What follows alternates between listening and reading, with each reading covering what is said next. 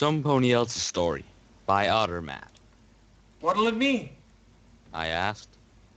There's always something about that question. It's all in the way you say it. You can imply a lot or say nothing. In this case, I kept it straight and to the point. If I was any judge of the mare sitting across the bar top, she would appreciate that. I wanted to get it right. It's not every day you get served vinyl scratch after all. She heaved a tired sigh and swept the glasses off her face, setting them on the bar. Surprise me.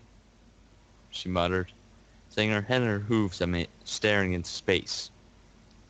When you've been riding the pine for a while, you get to be able to judge a customer pretty quickly.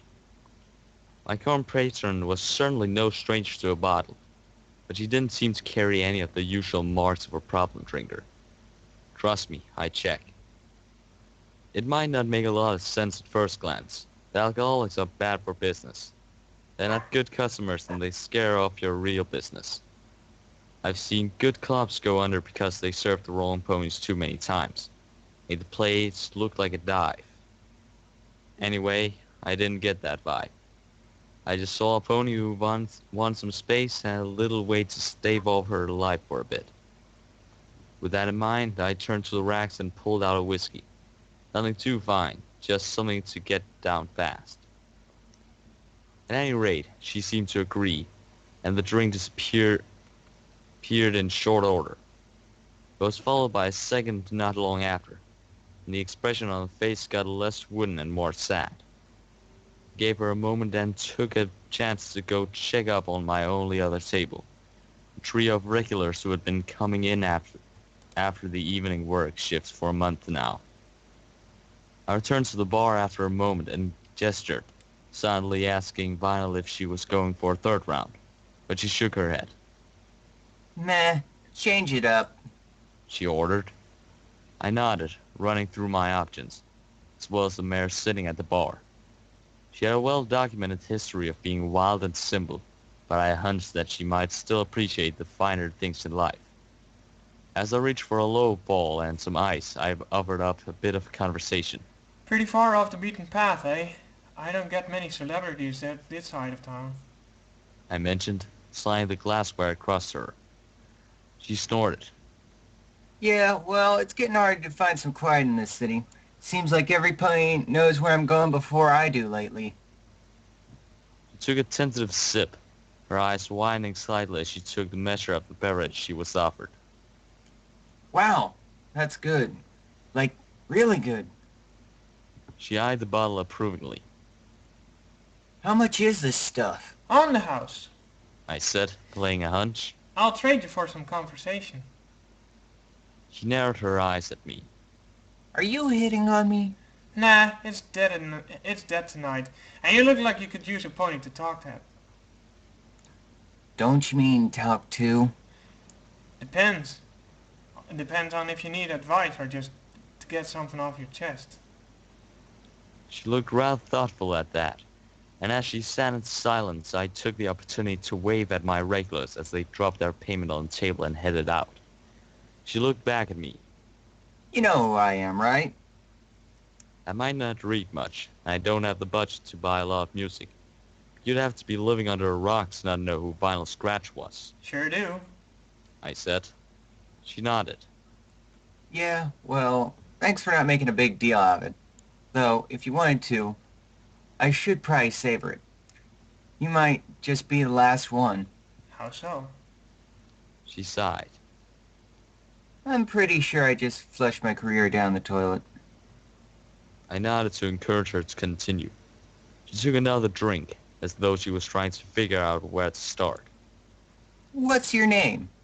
She asked. Nick. She snorted. Nick? That's sort of an odd name, even for Canterlot. I smiled, grabbing a nearby glass from the sink and drying it all. It's short for nickel and dime. She actually chuckled at that. You make a living out of cheating your customers, do you? Nah, I just gotta stretch my bits. I own a bar and live on tips. Often as not, nickels and dimes are all I've got left once I've paid my bills. Not much of a special talent or whatever, but there you have it. Vinyl raised her glass in a salute. That's a hard luck story if ever I heard one. She toasted, finishing off the glass. You have any pony special? Some pony that makes it all worth it? I shook my head. Once. Not anymore, though. You? Yeah, well, I thought I did. Maybe not. She said, her melancholy returning. And I knew we were heading into the crux of the matter. What happened? I asked, gently prompting her. I made my choice. She said flatly, pushing her glass across the bar top meaningfully. I took the gesture and refilled the glass. From your tone, I take it you feel like you made the wrong choice then. I asked. Nope, She said definitely. I made the right choice. It just wasn't the smart one. How so? Because I chose to fall for a mare. She sighed heavily. Every pony told me to let her go. My publicist, my manager, even my main stylist. They all said I was spending too much time around her. And if it was seen as a relationship, it could end up very bad. I ignored them all. And they turned out to be right. I was a bit taken back at that. I would have thought your fans would be a bit more understanding than that. She gave a bitter smile. Oh, my fans were. Hers weren't. She glanced over my confused expression. She's a high-class mare. Sophisticated, beautiful, classical. I gave her one kiss and they were all over her. Miles shut her eyes and swallowed hard. It wasn't even a kiss on the lips. Didn't matter, though. A photo got out and the tabloids were all over it. I swear, I see that damn photo in my sleep now. She took a deep breath and a drink to steady herself again. I took the chance to keep it quiet. Violet pushed the empty glass away, instead of grabbing one of the pens from the bar and starting to doodle on a napkin. She began to rough out the shape of a pony as she continued, as she was distracting herself from her own story. Her crowd wanted no part of it, and high-class society can be more like sharks than ponies. She began to break down from the hate mail alone, and then she lost her seat with the Candlelight Orchestra. All her paying gigs dried up. Her agent even quit. No pony would book any of his musicians as long as he was representing her too. It was awful. Another pony began to join the verse on her napkin as her hoof roamed. I was a bit selfish about it all. I thought that maybe, after all that cooled off, we could just be together without having to worry about the public. Turns out she hated me. There's a bit of a wound when you lose your chance to do what makes you special. She was furious and said that one kiss ruined her life. She wanted nothing to do with me after that. She wouldn't return my letters, wouldn't even see me in private. As Violet began to shade her drawing, I realized she was drawing the fateful kiss, and she couldn't get it off her mind. As she described, it was a simple peg on the forehead. There seemed to be a certain tenderness in the gesture, though I couldn't tell if that's how it was or just how her emotions were coloring the scene. But there was definitely something special about the way it was flowing from the pen in her hoof. I could see just how much it must have meant to her. After that, She continued morosely. the music was gone. She snorted at herself. Celestia's, man, listen to me. That's just corny. It's true, though. I can't write. I can't perform. I can't play.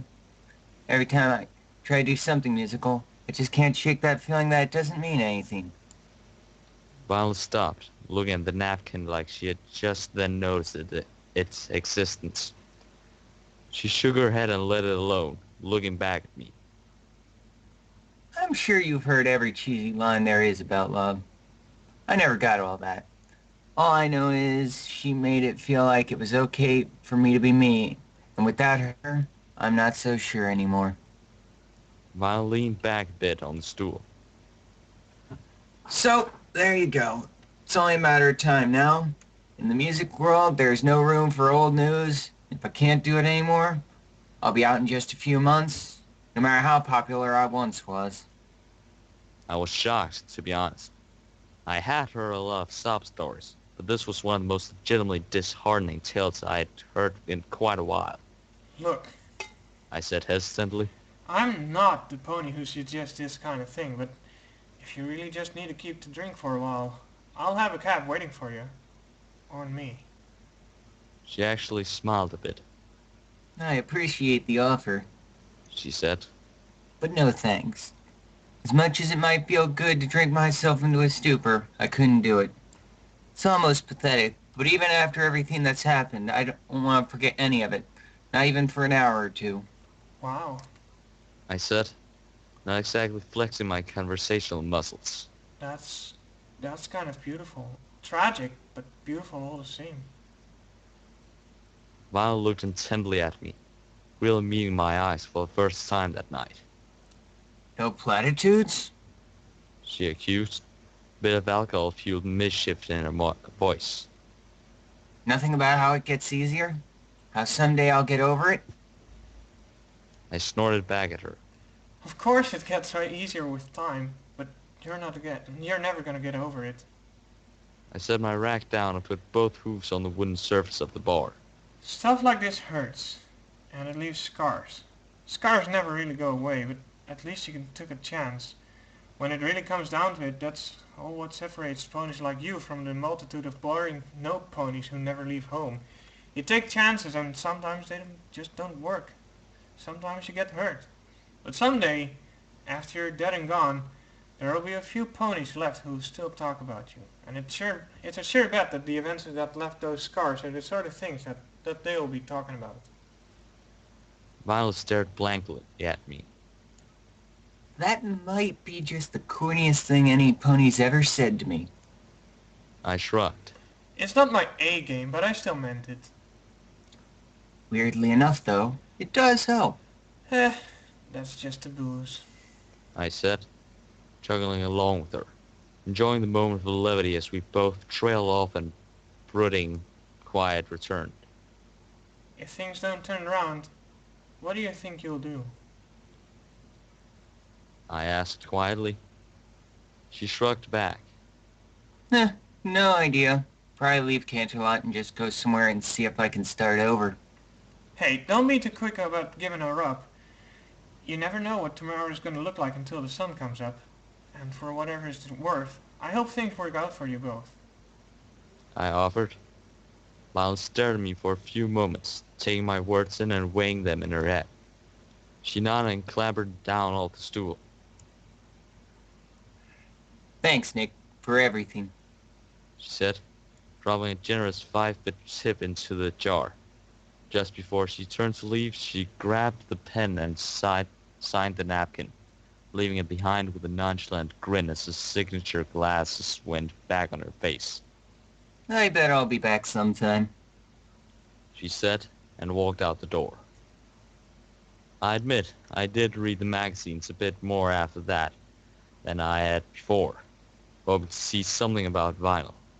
I had that stupid napkin framed and hung up behind the bar. Why not? I mean, still from Somepony famous, right? It's more than some bars have.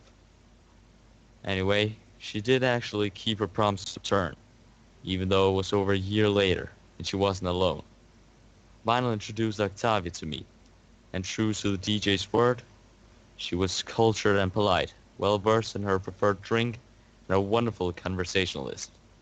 In a nutshell, the idea patron.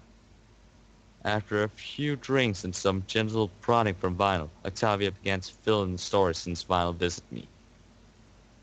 Somewhere around 3 months after Vinyl had appeared in my place, I caught sight of a news article about her. She had gotten into a screaming row with a journalist trying to follow her descent from fame. DJ had completely lost it, screaming all sorts of unprincipled things. The line that made the paper was a great one. The journalist asked her what she would do differently given the chance to do it over again, and Violet didn't even flinch. She declared without missing a beat that she wouldn't change a thing, and even though she had been cast aside by society, musing, and even loved, she still loved her male friend with all her heart. To hear them tell from their perspective, that line changed everything. And I'll tell you that it was incredibly cute watching Octavius blush as he told the story. They forgave each other, got back together, and things even started to pick back up from them both professionally.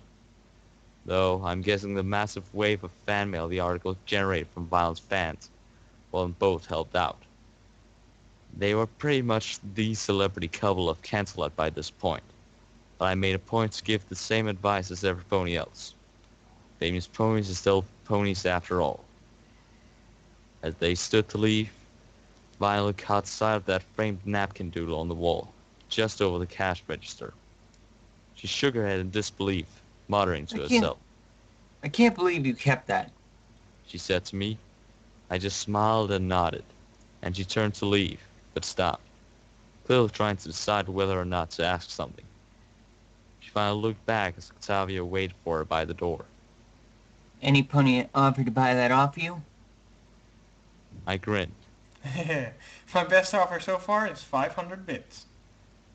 She laughed and walked out with her mare friend. So far, I haven't seen her again. A few celebrities came by once or twice, trying out the place that DJ Pone3 apparently liked so much.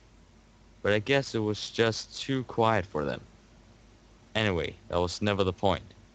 My regulars told me I should get Vinyl to endorse my bar, but I never felt comfortable with that idea.